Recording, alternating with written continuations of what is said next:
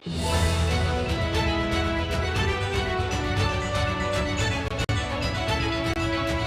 ይስጥልን ውድ ታዳሚያን እንደምሰምታችኋል። እንደተለመደው ዓለም አቀፍ ሳምንታዊ ማጠቃለያ ዜና ይዤላችሁ ቀርቤያለሁ። ከዜናዎቹ ጋር ደረጀ ነኝ። በቅድሚያ ርዕሶቹን ላሰማችሁ።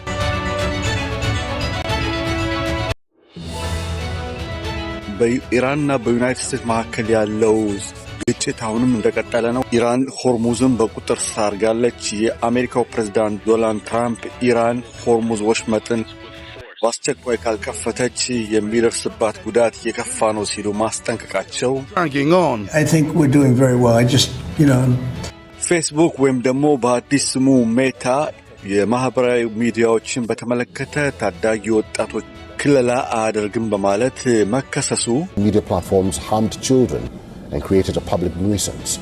A state court in Santa Fe እንዲሁም በኢትዮጵያ የኤሌክትሪክ አቅርቦትን በተመለከተ ወደ 78 ሚሊዮን ዶላር ኪሳራ የደረሰባት ነው የሚሉ ዜናዎች እየተናፈሱ መሆናቸው፣ ለኩስ ይመልሳል። አንዱ ቤት የሆነ ነገር ከመለሰ አቅም ስለሌለው ሾርት ይመልሳል፣ ወዲያው ይጠፋል። ከእንደገና ተንደርድርን በእስራኤልና በጋዛ ሰርጥ ፍልስጤም መካከል ያለው ግጭት እንደቀጠለ ሆኖ ለስምምነት ድርድር ለመድረስ እየዳዱ መሆናቸው መነገሩ የሚሉት ለሰዓቱ ካሉ ዋና ዋናና ግንባር ቀደም ዜናዎች ይሆናሉ። ዜናዎችን በዝርዝር ከዜናዎቹ ጋር ዳዊት ጀግነኝ አብራችሁን ቆዩ። And the one question that they keep asking themselves here is not about wishes, it's not about የአሜሪካው ፕሬዝዳንት ዶናልድ ትራምፕ ከኢራን ጋር ያላቸው ግጭት አሁንም እንደቀጠለ ነው። የሆርሙዝ ወሽመጥ በአስቸኳይ ካልተከፈተና ለመርከቦች መሸጋገሪያ ክፍት ካልሆነ የምንወስደው እርምጃ የከፋ ነው ሲሉ ኢራን አስጠንቅቀዋል። ይህ በእንዲህ ኢራን ሆርሙዝን እንደዘጋች ነው። የቃላት ጦርነቱ እንደቀጠለ ነው። አሜሪካ ወታደሮቿንና የጦር መሳሪያዎቿን በመካከለኛው ምስራቅ ፋርስ ባህረ ሰላጤ ያሰማራችና ዝግጁ ብትሆንም አልፎ አልፎ ኢራን አንዴ ወደ ሰላም ድርድር እንምጣ፣ አንዴ ሆርሙዝን እዘጋለሁ በማለት የምታደርሰው ጠባጫሪነት የቃላት ጦርነት የዩናይትድ ስቴትስ ፕሬዝዳንት ዶናልድ ትራምፕን ያስከፋቸው እንደሆነና ቆራጥ እርምጃ ከወሰዱ የኢራን ተራራማ ቦታዎች የጦር መሳሪያ ማምረቻ ምሽጎችን ጭምር ክፉኛ እንደሚደበድቡ በድጋሚ እያስጠነቀቁ ነው። ሆነም ቀረም ግን እስካሁን የቃላት ጦርነቱና ዛቻው በሁለቱም በኩል እንደቀጠለ ነው። ሆርሙዝ ወሽመጥ መዘጋቱን እንደቀጠለ ነው። ሌላው ወደ አሜሪካ ስንመለስ የአሜሪካው ፕሬዝዳንት ዶናልድ ትራምፕ የትውልደ አሜሪካዊ ወይም ደግሞ የውጭ ሀገር ዜጎች ልጆቻቸውን አሜሪካ ውስጥ በመውለድና መብት ባለመኖራቸው የተነሳ ያወጡት አዲስ መግለጫ አለ። ማንኛውም ወደ አሜሪካ የሚገባ ስደተኛ ዜግነት ከሌለ ልጅ ከወለደ ልጁ አሜሪካ ውስጥ መብት እንዳለው የአሜሪካ ሕገ መንግስት አንቀጽ 14 ላይ ይጠቅሳል። አሜሪካ ውስጥ የተወለደ ትውልደ አሜሪካዊ ዜግነት እንደሚያገኝ ቢጠቅስም ቅሉ የአሜሪካው ፕሬዝዳንት ዶናልድ ትራምፕ ነፍሰ ጡር ነው ወደ አሜሪካ በጉብኝት መልክ የሚመጡ ልጆቻቸው ዜግነት እንዲኖራቸው ለማድረግ የሚካሄድ እርምጃ እንደሆነ እያስጠነቀቁ ነው። ወደ ፍርድ ቤት ያመራው ይህ ክርክር በአሜሪካ ፓርላመንት ውስጥ የዛሬ 150 ዓመት የጸደቀው ትውልደ አሜሪካዊ ወይም አሜሪካ ውስጥ የተወለደ ማንኛውም ሕፃን ዜግነት እንደሚያገኝ የደነገገ ሲሆን የትራምፕ መንግስት ግን ይህንን ጉዳይ ለመቀልበስ ከፍተኛ ጥረት እያደረጉ መሆኑ ተገልጿል። ሆነም ቀረም ግን ጉዳዩ ወደ ፍርድ ቤት ዞሮ ፍርድ ቤቱ የትራምፕን ሐሳብ አጣጥሎታል።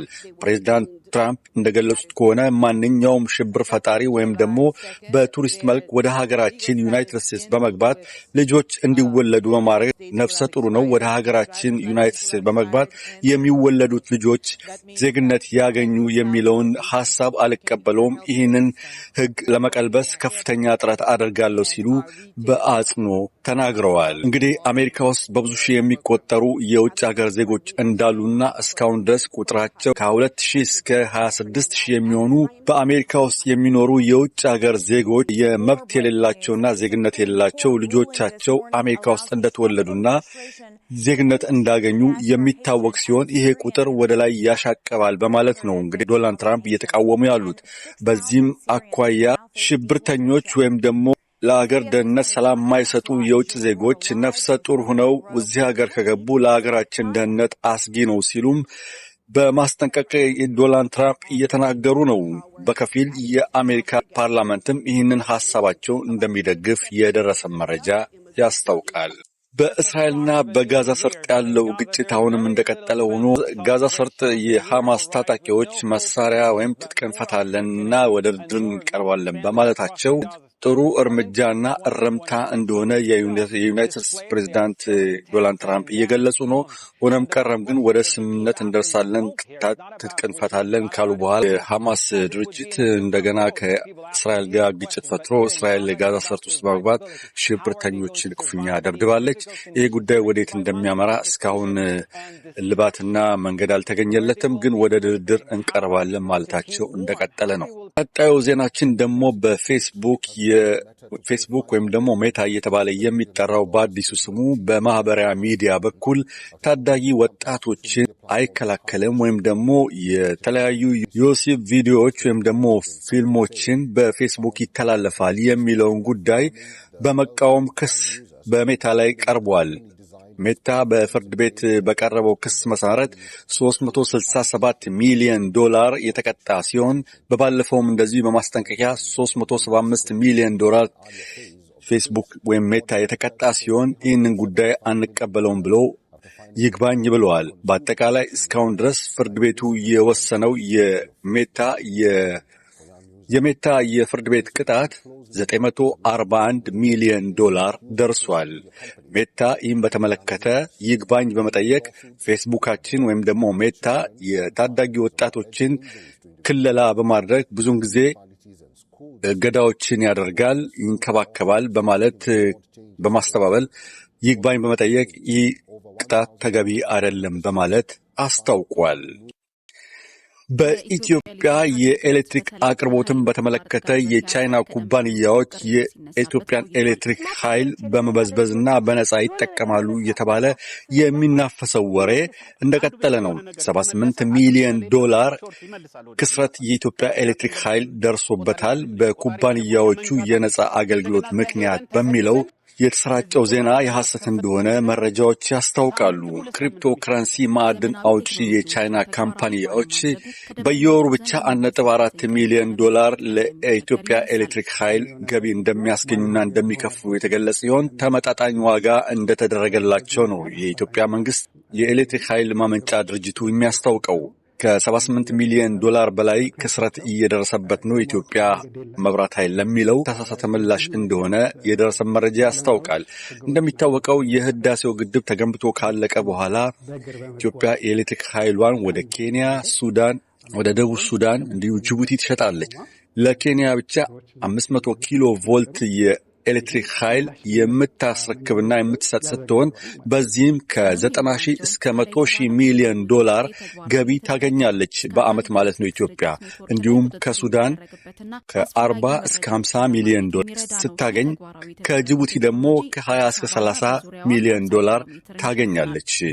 እንዲሁም ከደቡብ ሱዳን አዲስ ስምምነት ውል አላቸው ለወደፊቱ እንዲሁም ተጨማሪ ገቢ ይኖራል ማለት ነው። እንግዲህ ኢትዮጵያ የኤሌክትሪክ ኃይሏን በአቅርቦት ደረጃ በአገር ውስጥ በቂ አይደለም። በየፈረቃ የሚሰጠው የመብራት ስርጭት በጣም ደካማ ነው። ለምንድን ነው የህዳሴው ግንባታ ተገንብቶ ካለቀ በኋላ በአገሪቱ ውስጥ የኤሌክትሪክ ኃይል ብቃት የሌለውና በበቂ የማይሰራጨው ለሚለው ጥያቄ የተሰጠው ምላሽ እንደሚከተለው ነው።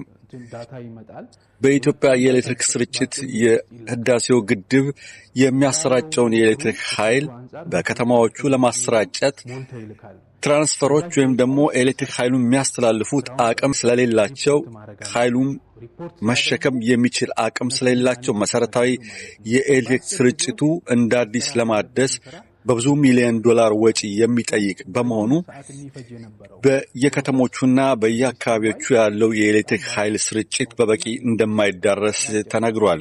ይህንም በተመለከተም በኢትዮጵያ መንግስት በኩል ከፍተኛ ፕሮጀክት እንዳለና ለወደፊቱ መሻሻል እንደሚደረግም ተገልጿል። ከዚህ በተረፈ በአንዳንድ ቦታዎች በጦርነት ምክንያት የኤሌክትሪክ ስርጭቱን ለመገንባትና ለማደስ አደጋች እንደሆነም የደረሰ መረጃ ያስታውቃል።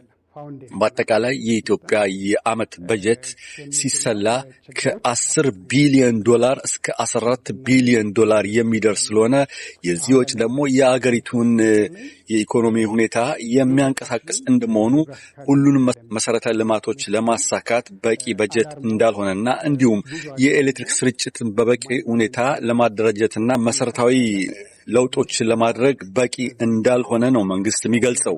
በዚህ ምክንያት በቂ የኤሌክትሪክ ኃይል ማሰራጫ ለአገሪቱ ስለማይደርስ የኤሌክትሪክ መብራት ይቋረጣል። በፈረቃም የሚሰራጨውም ለዚህ ነው። ከ7 ቢሊዮን እስከ 14 ቢሊዮን የኢትዮጵያ በጀት በዓመት የሚደርሰው ለማዳበሪያ፣ ለመለዋወጫ ዕቃዎች እንዲሁም ለቤንዚን የሚቀርብ እንደሆነ ተገልጿል።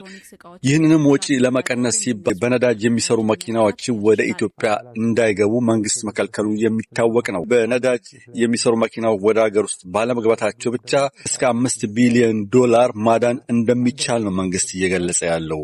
እንግዲህ የኤሌክትሪክ ኃይል ምንጩ በበቂ ሁኔታ በሀገሪቱ የማይሰራጭበት ዋነኛ ምክንያት በቂ መሰረተ ልማት ወይም ደግሞ የኤሌክትሪክ ትራንስፈር ወይም ደግሞ ኤሌክትሪክ የሚያስተላልፉ ምንጮች በቂ ያልሆኑና ያረጁ ስለሆኑ እነዛን ለማድረስ በብዙ የሚቆጠር ቢሊዮን ዶላር እንዳለ ይታወቃል። የኢትዮጵያ መንግስት በአሁኑ ሰዓት ከዓለም ብድር ብቻ ያለው ከ7 ቢሊዮን እስከ 8 ቢሊዮን ዶላር የዓለም አቀፍ ብድር እንዳለበት ይታወቃል።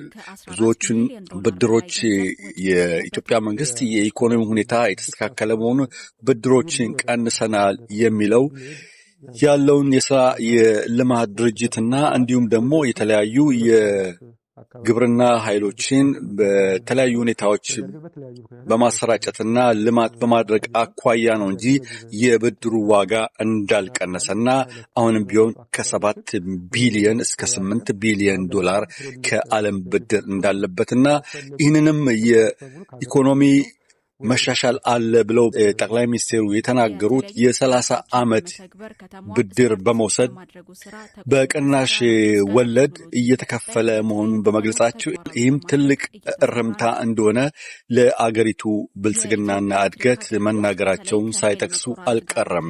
ከዚህ በፊት የነበረው መንግስት የኢህአዴግ መንግስት ግን በከባድ ወለድና ብድር በአጭር ጊዜ ውስጥ በመውሰድ የአገሪቱ ኢኮኖሚ እንዲዋደቅና በኢኮኖሚ እንዳይንሰራራ አድርጎት እንደነበረ የደረሰ መረጃ ያስታውቃል።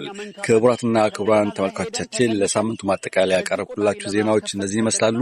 ከዜናዎቹ ጋር አብሬያችሁ ቆዩ። ወዳጅ እጅግ ነኝ። መልካም ጊዜ በያላችሁበት። ጤና ይስጥልኝ። ማድረጉ ከደንበኞቹ ዘንድ የሚነሳበትን ቅሬታ ለመፍታት እንደሚቸገር ይነሳል። ይህም የሆነበት ምክንያት ማኑዋል የሆነ ፕሮሰስ ስለምንጠቀም ነው። በዚህ ምክንያት አፋጣኝ ምላሽ አይገኝም። ችግሮች የት እንደተፈጠሩ ለምን እንደተፈጠሩ ምክንያታቸው የማወቂያ መንገድ የለንም። በዚህም ምክንያት ባለሙያዎች ችግሮችን አይደንቲፋይ ለማድረግ ረጅም በእግር በመጓዝ አድካሚ በሆነ መንገድ አልፎ አልፎም ከሰዎች በሚደርስ ጥቆማ ነው ችግሮችን መፍትሄ ለመስጠት የሚጥሩት።